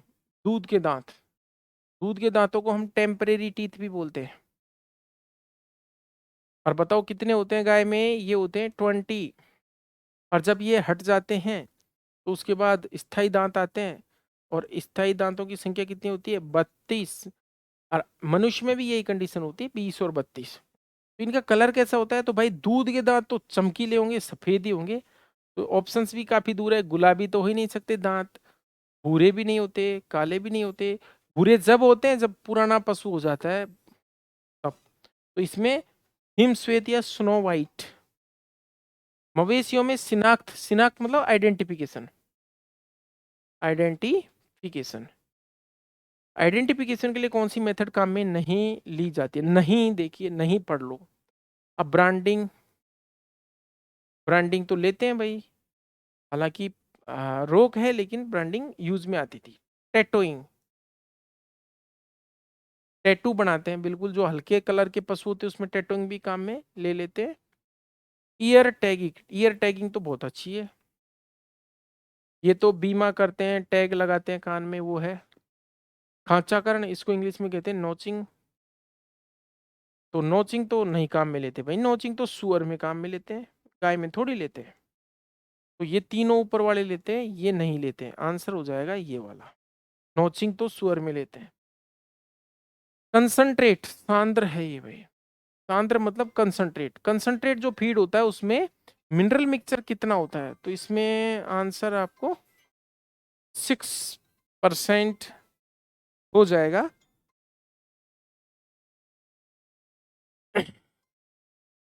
नेक्स्ट क्वेश्चन है, साइलेज बनाने के लिए सबसे अच्छी रबी की फसल कौन सी है? साइलेज, तो साइलेज के लिए सबसे अच्छी रबी, देखिए दो समस्याएं आ गई यहाँ रबी। पहली बात तो रबी की जो फसलें होती हैं उनका जो तना होता है वो ज्यादातर कमजोर सा होता है। लेकिन इसमें हम ऑप्शन के हिसाब से आंसर देखें तो यहाँ पर देखिए, फर्स्ट जो प्रायोरिटी मिलेगी ज्वार को मिलेगी। हालांकि ज्वार खरीफ की फसल है, हम जानते हैं खरीफ की फसल है, लेकिन कुछ क्षेत्रों में बोई जा सकती है। तो यहाँ पर आंसर ज्वार। अब देखिए, रिंज का है, चूंकि आपको पता है जो लेग्यूम चारे होते हैं उन लेग्यूम चारों से तो आप साइलेज बनाना बिल्कुल भूल ही जाओ। तो रेंज का और बरसीम, एल्फा एल्फा और ट्राइफोलियम अलेक्जेंड्रिकम ये दोनों तो कैंसल हो गए यहाँ पर, क्योंकि आपको पता है ये दोनों प्रोटीन वाली फसलें हैं, और प्रोटीन वाली फसलों का जब फर्मेंटेशन होएगा, किण्वन होएगा, तो ब्यूटाइरिक एसिड वाला किण्वन होएगा, और ब्यूटाइरिक एसिड वाला किण्वन होएगा तो इसके कारण इस साइलेज की पीएच बढ़ेगी और अमोनिकल नाइट्रोजन भी बहुत ज्यादा बढ़ जाएगी, जिसके कारण ये सड़ जाएगा। आपको पता है सड़ता कब है? जब पीएच बढ़ती है तो सड़ जाता है। और इसके विपरीत जिन फसलों में घुलनशील शर्करा ज्यादा होती है, सोल्यूबल कार्बोहाइड्रेट ज्यादा होती है, जैसे मीठे मीठे तने वाले होते हैं, मोटे मोटे तने तने वाले होते हैं, और रसीले तने वाले जो प्लांट्स होते हैं, उनसे अच्छा साइलेज बनाया जाता है, उनसे अच्छा साइलेज बनाया जाता है। तो हम जई की बात करें तो जई का साइलेज इसलिए अच्छा नहीं बनेगा, हालांकि बना सकते हो, लेकिन क्योंकि इसका जो तना होता है वो पतला होता है। पहला नेगेटिव पॉइंट तो ये हो गया, तना पतला होता है इसलिए। दूसरी बात, इसमें पत्तियां ज्यादा होती है, और साइलेज बनाने की ये शर्त है कि फसल का तना मोटा होना चाहिए, घुलनशील सर्कला वाला होना चाहिए, और उसके अंदर पत्तियां कम से कम होनी चाहिए। तो यहाँ पर ये भी कैंसिल हो गया। तो वैसे तो ये क्वेश्चन डवाडोल है, लेकिन उत्तर इसमें हम ऑप्शंस के हिसाब से, हाँ, यहाँ पर रबी को अगर हम नहीं माने तो। और जनरली अगर आपसे पूछ ले कि सबसे अच्छी फसल कौन सी होती है साइलेज बनाने के लिए, तो अब आगे के लिए ध्यान रख लो, कोई क्वेश्चन आए तो उसमें सबसे अच्छी जो फसल होती है मक्का, और मक्का के बाद नंबर आता है ज्वार का, और दोनों ही आपको दिख रही है खरीफ की फसलें। और फिर अगर ऑप्शन में अगर बाजरा है तो इसके बाद आप बाजरा कर सकते हो। ये रसीले तने वाली हो गई। अगला क्वेश्चन है, निम्न में से कौन सा ऊर्जा का स्रोत है? ऊर्जा का स्रोत बिनोला, ये प्रोटीन का हो गया, ये भी प्रोटीन, ये भी प्रोटीन। ज्वार ये कार्बोहाइड्रेट, और कार्बोहाइड्रेट का दूसरा नाम ही क्या है? ऊर्जा। तो ज्वार। अब हम बात करते हैं नेक्स्ट क्वेश्चन की। मवेशियों यानी कैटल में सूखी सामग्री की आवश्यकता कितनी होती है? मींस ड्राई मैटर रिक्वायरमेंट पूछ रहा है, डीएम रिक्वायरमेंट। तो ड्राई मैटर रिक्वायरमेंट कितना होता है भाई? परसेंटेज के हिसाब से पूछ रहा है। वैसे हम जनरली जो बुक्स में पढ़ते हैं वो ये है, प्रति 100 किलोग्राम बॉडी वेट पर, अगर मान लीजिए देसी गाय है तो देसी गाय को हम देते हैं 2 से लेकर के और 2.5 किलोग्राम चारा, और अगर मान लीजिए विदेशी गाय है या फिर भैंस है तो उसको देते हम 2.5 से लेकर के 3 किलोग्राम चारा, ड्राई मैटर प्रति 100 kg बॉडी वेट। अब हम ऑप्शंस को तलाशते हैं, 1, 7, 5 और 3। तो यहाँ पर लगभग जो आंसर मिलेगा 3 वाला करेक्ट माना जाएगा ऑप्शंस के। नेक्स्ट क्वेश्चन है, एक मवेशी में सर्वमान्य नियम के अनुसार कितने किलोग्राम दूध के उत्पादन के लिए 1 किलोग्राम कंसंट्रेट की आवश्यकता होती है? तो ये क्वेश्चन ये कह रहा है कि जो प्रोडक्शन राशन होता है उसमें हम कितना 1 किलोग्राम दूध के लिए हम कितना कंसंट्रेट और एक्स्ट्रा देते हैं। तो देखिए जो विदेशी गाय होती है और भैंस होती है, क्योंकि आपको पता है विदेशी गाय दूध का प्रोडक्शन ज्यादा करती है, भैंस का दूध क्वालिटी में बहुत अच्छा होता है, फैट भी ज्यादा होती है। तो इनको 1 लीटर दूध के लिए इनको 3 किलोग्राम जो सॉरी 3 लीटर, हाँ, प्रति कितने किलोग्राम दूध के लिए 1 किलोग्राम सांद्र, तो इनको जो है 2 किलोग्राम दूध पर 1 kg कंसंट्रेट एक्स्ट्रा देते हैं। जबकि अपनी देसी गाय है, चूंकि इसका दूध थोड़ा सा पतला होता है, फैट फैट तो होती है लेकिन दूध, तो इन इसको 2.5 किलोग्राम दूध पर 1 किलोग्राम कंसंट्रेट एक्स्ट्रा देते हैं। यानी किसको ज्यादा मिला? भैंस को और विदेशी गाय को ज्यादा मिला। तो यहाँ पर कैटल की पूछ रहा है, कोई क्राइटेरिया फिक्स नहीं किया, तो आप 2.5 आंसर दे सकते हो। साइलो, साइलो क्या होता है आपको पहले ये बताओ, साइलो क्या होता है? साइलो होता है वे पात्र जिनमें क्या बनाया जाता है, साइलेज बनाया जाता है, उनको क्या बोलते हैं हम? साइलो बोलते हैं। साइलो में रखने के बाद साइलेज कितने दिनों में खाने के लिए तैयार हो जाता है? वैसे तो देखिए ऑप्शंस 20 से 25, 40, 45 से 60, 90 से 100। अब साइलो भी कई प्रकार के होते हैं, तो हम देखें तो 45 से 60 बेटर रहेगा, और बाकी वातावरणीय कंडीशंस पे और एरिया पर डिपेंड करता है। वैसे 3 से 4 सप्ताह में भी साइलेज बन जाता है। अगला क्वेश्चन है वायरस वर्क्स ट्रोजन। ये तो ये जो क्वेश्चन है अपने वेटनरी से संबंधित नहीं है। नेक्स्ट क्वेश्चन है भैंसों में प्रजनन अंग कहाँ पाए जाते हैं? इन विच बॉडी पार्ट और area reproductive organs of buffalo situated. Question का ये ट्रांसलेशन हुआ। थोरेसिक में नहीं होते भाई, यहाँ थोड़ी होते जनन अंग। श्रोणीय कोटर का मतलब इंग्लिश में हुआ पेल्विक। बिल्कुल यहाँ पर होते हैं पेल्विक में। एब्डोमिनल में तो आंत होती है, यहाँ भी नहीं, यहाँ भी नहीं। आंसर बिल्कुल सिंपल है, श्रोणीय कोटर यानी पेल्विक कैविटी में। आंतर श्लेष्मिका means internal mucosa. Honeycomb like मधुमक्खी के छत्ते के समान। मधुमक्खी का छत्ता ऐसे हेक्सागोनल स्ट्रक्चर से बना होता है, तो इस तरह से मधुमक्खी के छत्ते के समान संरचना किसमें पाई जाती है, किसकी म्यूकोजा में पाई जाती है, तो आपको याद होगा रेटिकुलम में। और इनके बारे में काफी डिटेल बताता मैं, लेकिन समय की कमी है। मवेशी का सामान्य शारीरिक तापमान कितना होता है, यानी गाय का पूछा है। तो देखिए भाई, गाय का आपको याद होगा 101.3 से लेकर के 101.5 डिग्री फ़ारेनहाइट होता है। अब देखो, अब देखो ऑप्शन, तो ये भी गलत, 110 भी गलत, ये भी बुखार जैसा हो गया, ये मुर्गी के बराबर हो गया। तो इस ऑप्शन के हिसाब से तो ये बैठेगा, लेकिन ये तो वही बुखार वाली कंडीशन हो गई। तो मेरे हिसाब से तो ये क्वेश्चन रिजेक्ट होना चाहिए, ये वाला रेंज होनी चाहिए। 100 तो 103 केटल का टेम्परेचर नॉर्मल हो ही नहीं सकता, वो तो फीवर वाली कंडीशन होगी, हल्का फीवर वाली कंडीशन। लेकिन फिर भी सम्मान करते हैं पेपर बनाने वालों का और हिमाचल प्रदेश वासियों का। गर्भावस्था को बनाए रखने के लिए कौन सा हार्मोन जिम्मेदार होता है? Which of the following hormone is responsible for pregnant maintaining of pregnancy? तो यहाँ पर एस्ट्रोजन नहीं है, एस्ट्रोजन तो हीट में लाता है। एपिनेफ्रिन और एड्रेनलिन का ही दूसरा नाम है एपिनेफ्रिन, तो ये भी करो या मरो वाला हार्मोन है, ये भी नहीं हो सकता। ऑक्सीटोसिन, ऑक्सीटोसिन तो मिल्क लेट डाउन वाला है, ये भी नहीं हो सकता। तो उत्तर आ जाएगा प्रोजेस्ट्रॉन, प्रोजेस्ट्रॉन। नेक्स्ट क्वेश्चन है मिल्क लेट डाउन के लिए कौन सा हार्मोन जिम्मेदार है? तो ये तो बिल्कुल सिंपल सा क्वेश्चन है, ऑक्सीटोसिन। ऑक्सीटोसिन एक ऐसा हार्मोन है जो सबसे छोटा होता है, शीघ्रता से विसरित हो जाता है, पश्च पीयूष ग्रंथि से निकलता है, नैनोपेप्टाइड होता है, लव हार्मोन कहते हैं, और गर्भाशय के अंदर संकुचन पैदा करता है प्रसव के दौरान। उन संकुचनों को हम क्या बोलते हैं, उन कॉन्ट्रैक्शंस को हम क्या बोलते हैं? फर्ग्यूसन्स रिफ्लेक्स। तो मिल्क लेट डाउन के लिए भी यही हार्मोन।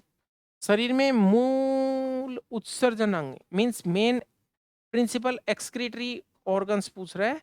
एक्सक्रीटरी ऑर्गन्स कौन से हो गए? एक्सॉन, ये न्यूरॉन में पाया जाता है। एल्विलाई, ये भी नहीं है। न्यूरॉन, ये भी नहीं है। नेफ्रॉन, देखिए यहाँ पर नेफ्रॉन, वास्तव में जो नेफ्रॉन होता है वो ही वृक्क यानी किडनी की स्ट्रक्चरल एंड फंक्शनल यूनिट होता है। किडनी किससे बनती है? नेफ्रॉन से। और नेफ्रॉन्स क्या बनाता है? मूत्र बनाता है। और मूत्र किससे बनता है? वो रक्त के छन्ने से या ब्लड के छन्ने से क्या बनता है? मूत्र। और कहाँ पर बनता है? किडनी में बनता है। और मूत्र में क्या उत्सर्जी पदार्थ होता है? यूरिया होता है, स्तनधारियों का उत्सर्जी पदार्थ। और बताइए यूरिया का निर्माण कहाँ होता है? यकृत में होता है। बताइए कौन से चक्र की सहायता से होता है? क्रेब्स हैंसिलाइट चक्र की सहायता से। क्रेब्स हैंसिलाइट चक्र, जिसका दूसरा नाम क्या है? इसको आर्निथिन चक्र भी कहते हैं।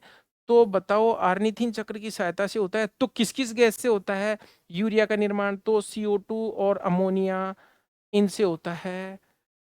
हाँ, बताइए यूरिया को तोड़ने वाला एंजाइम कौन सा है? यूरिएज है। और यूरिया स्तनधारियों का एक उत्सर्जी पदार्थ है, जिसको नेफ्रॉन यानी किडनी की स्ट्रक्चरल एंड फंक्शनल यूनिट, जिससे सेपरेट करके और निकाल दिया जाता है। नेक्स्ट क्वेश्चन, निम्न में से कौन सा जोड़ पश्चपाद में मौजूद नहीं होता? पश्चपाद यानी हैंडलिम्ब, हैंडलिम्ब का जोड़ पूछ रहा है, कौन सा हैंडलिम्ब में नहीं होता? तो हमें हैंडलिम्ब और फोरलिम्ब दोनों को ही समझ लेते हैं। देखिए फोरलिम्ब की जो पहली बोन होती है इस तरह से होती है, स्कैपुला। और उसके बाद आपको पता है ह्यूमरस इस तरह से आ, इस तरह से सिचुएटेड होती है।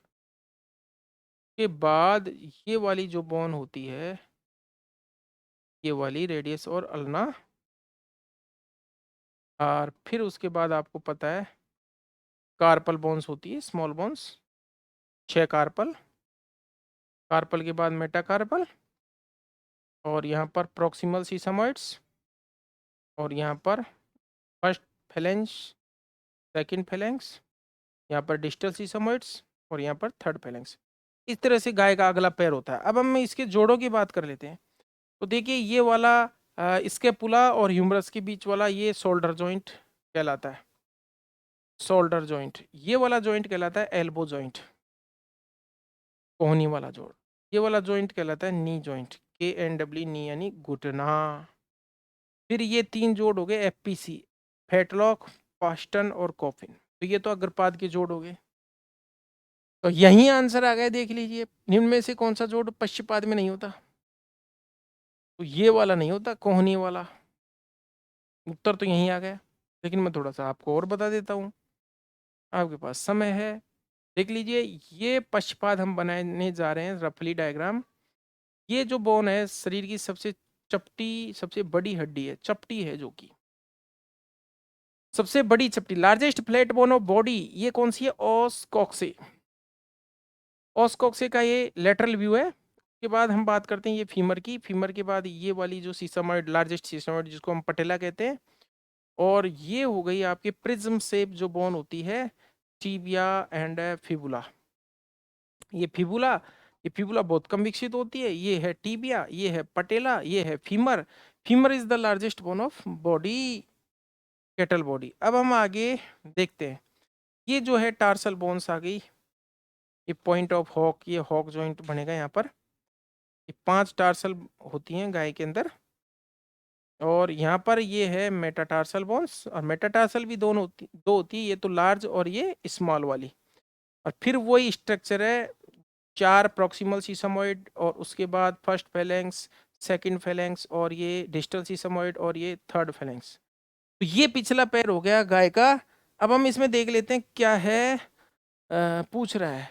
अब जॉइंट्स बता देता हूँ आपको। ये वाला हो गया हिप जॉइंट। ये वाला कौन सा जॉइंट हो गया? Hip joint. ये वाला जो हो गया स्टाइफल जॉइंट, बहुत इंपॉर्टेंट जॉइंट है। इसमें क्रूसिएट लिगामेंट पाया जाता है, पटेला बोन पाई जाती है, फीमर का डिस्टल और टिबिया फिबुला का प्रॉक्सिमल जो एंड है ये बनाता है। इसके बाद ये वाला जॉइंट हो गया हॉक जॉइंट। उसके बाद ये हो गया फेटलॉक, ये पास्टन, ये कॉफिन। तो इस तरह से जानवर के अग्रपाद और पश्चपाद होते हैं। देखिए ये जो रिवीजन चल रहा है AVFO की जो एग्जाम है उसके लिए भी बेहतरीन होगा। ऐसा नहीं है हिमाचल का पेपर है, कोई से भी इंडिया में कोई से भी एग्जाम का पेपर हो, आपको कहीं न कहीं एक्स्ट्रा नॉलेज मिलती है। और हमारा सिस्टम ये, जब से हम पढ़ाना चालू करते हैं तब से सिर्फ और सिर्फ ज्ञान ही ज्ञान मिलता है, फालतू की बातें बिल्कुल भी नहीं होती है। इसलिए नॉलेज को झेलना आसान नहीं है। अगला क्वेश्चन है, भैंसों में रक्त संग्रह का स्थान है। हाँ भाई, ब्लड कलेक्शन कहाँ होता है भैंस में? ब्लड कलेक्शन कहाँ से किया जाता है? भैंस में, गाय में, या रूमिनेंट एनिमल्स में? तो ऑप्शंस के हिसाब से देखें तो ये युग्य सिरा, इसको हम जुगुलर वेन्स भी बोलते, जुगुलर वेन। जुगुलर वेन जो गले में होती है, जिसमें आप IV लगाते हो, वही ब्लड कलेक्शन का साइट है। तो ये आंसर तो यही हो गया। बाकी मिल्क वेन नहीं है, पल्मोनरी वेन नहीं है, उरुशिरा ये भी नहीं है। नेक्स्ट क्वेश्चन है, निम्न में से कौन सा एक प्रतिस्कंदक नहीं है? Which of the following is not anticoagulant? Anticoagulant कौन सा नहीं है? तो हिपेरिन है बिल्कुल, हाँ। प्राकृतिक रक्त प्रतिस्कंदक है, प्राकृतिक है। EDTA भी है, विटामिन K भी है। किफिरिन नाम के नाम से आता है। वैसे ये 3 फॉर्म में पाया जाता है, K1, K2 और K3। तो ये K3 है, ये मेनाडायोन के रूप में मार्केट के अंदर आता है। EDTA इथाइलिन डाइमिन टेट्राएसिटेट ये भी है। तो आंसर हो गया विटामिन C, उत्तर ये आएगा। नेक्स्ट क्वेश्चन है, कांच के बर्तनों रोगाणुनाशन के लिए किस उपकरण? हाँ भाई, पूछ रहा है अगला, अगर आपको कांच के बर्तन, ये वाले बर्तन आपको आपके पास हैं, तो इनका आप स्टरलाइजेशन किससे करोगे? तो इनको एक उपकरण आता है इस तरह का, चौकोर सा उपकरण आता है जिसको हम हॉट एयर वन बोलते हैं। क्या बोलते हैं? Hot air one. और इसमें टेम्परेचर दिया जाता है अंदर। इस कांच के बर्तन को अखबार यानी पेपर, न्यूज़पेपर के अंदर ऐसे वो करके या ऑयल के अंदर रख करके और इसमें अंदर रख देते हैं। ये रख दिया भाई, ये हमने अंदर रख दिया ये कांच का उपकरण, ये रख दिया और इसको लपेट दिया। अब इसको हमने गर्म किया, टेम्परेचर दिया। तो टेम्परेचर देने का भी एक सिस्टम है। जैसे 160 डिग्री सेंटीग्रेड तापमान है, ये हम 2 आवर्स के लिए देते हैं। और जो 180 डिग्री सेंटीग्रेड वाला तापमान है, ये आधे घंटे के लिए देते हैं। तो इसको हम बोलते हैं hot air oven. Hot air oven. और ये मेनली याद रखना है, ये ड्राई हीट के प्रिंसिपल काम करता है। यानी इसके अंदर हम रबड़ को या फिर ग्लव्स को, इनको ऐसी चीज़ों को इसके अंदर हम स्टेलाइजेशन के लिए नहीं रखते, वो तो जल जाएंगे। तो ये शुष्क उष्मा के सिद्धांत पर आधारित है। जबकि ये दूसरा वाला है सिस्टम, इसमें तो आंसर तो पहले हम टिक कर देते हैं, ये उत्तर है भाई। ऑटोक्लेव जो होता है, ऑटोक्लेव ये मॉइस्ट हीट के सिद्धांत पर काम करता है। और मॉइस्ट हीट जैसे प्रेशर कुकर के अंदर होती है, वैसे ही इसमें आपको याद रखने की चीज़ है 121 15 15। ये 121 डिग्री टेम्परेचर है, 15 मिनट है और 15 पौंड का प्रेशर लगाया जाता है। तो ये ऑटोक्लेव द्वारा स्टरलाइजेशन का तरीका हुआ। नेक्स्ट क्वेश्चन है साहली मेथड। साहली जो मेथड है, ये प्रयोग हमने अपने हाथों से किया है, साहली वाला। इस तरह से एक हीमोग्लोबिनोमीटर आता है साहली का, और उससे क्या नापते हैं, किसके अनुमान के लिए? हीमोग्लोबिन के एस्टिमेशन के लिए। ये पुराना मेथड हो गया, आजकल तो डिजिटल युग है, डिजिटल कंप्यूटर से सारी चीज़ें आ जाती है। हाँ तो भाई, हिमाचल प्रदेश के एचपी के जो लोग हैं, पहाड़ी जो क्षेत्रों में बसे हुए भोले भाले लोग हैं, उनको थैंक यू। इससे पैरावेट से, और किसके लिए? इस सॉल्यूशन को देखने के लिए।